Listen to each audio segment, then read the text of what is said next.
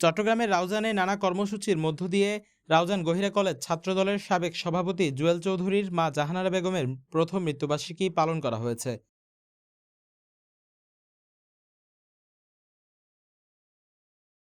আয়োজনগুলোর মধ্যে ছিল খতমে কোরআন, দোয়া মাহফিল, কবর জিয়ারত, পুষ্পার্ঘ্য অর্পণ, স্মরণসভা এবং ঐতিহ্যবাহী চাটগাইয়া মেজবান।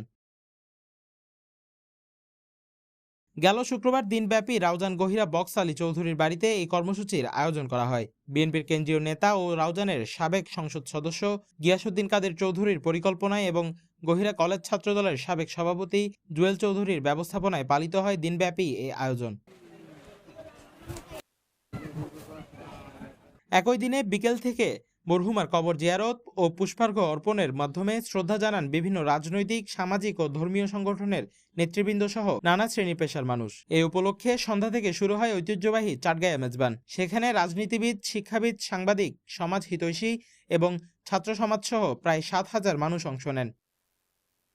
এ সময় জাহানারা বেগমের প্রথম মৃত্যুবার্ষিকীতে আগত সকল অতিথিকে ধন্যবাদ জানান তার ছেলে জুয়েল চৌধুরী। পাশাপাশি কর্মসূচিতে সহযোগিতা করার জন্য বিএনপির কেন্দ্রীয় সাবেক ভাইস চেয়ারম্যান ও রাউজানের সাবেক সংসদ সদস্য গিয়াসউদ্দিন কাদের চৌধুরীর প্রতিও কৃতজ্ঞতা জানান তিনি।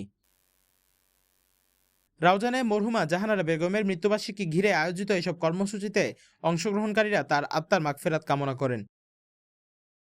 News desk, CTG post, Chittagong.